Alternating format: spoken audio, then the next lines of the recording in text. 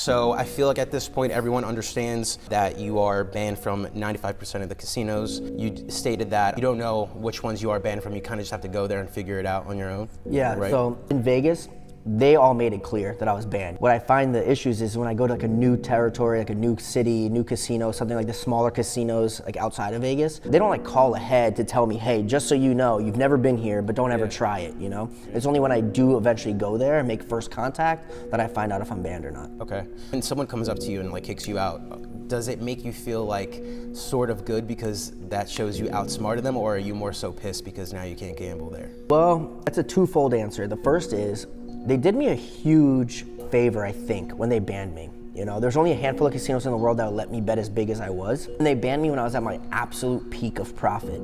And in real life, if they had let me continue gambling forever, there's no saying that the way that I was beating them, they wouldn't find a way to patch it, and inevitably I would become a loser. So in that way, they did me a favor. On the other side of it, it does, you know, show a lot for me. I go, wow, like, I really did something. You know, I made history.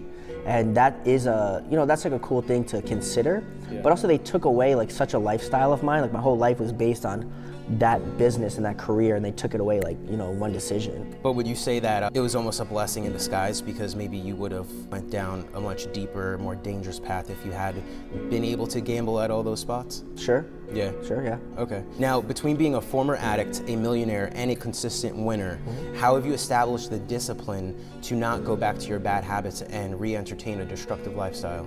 There's a few things. I'm a part of a certain fellowship that really holds me accountable and continues to work on my growth internally. A huge contributing factor to why I don't, we'll say, go back to like old ways is I look at everything I have now, and I only achieved what I achieved because of being on the straight and narrow.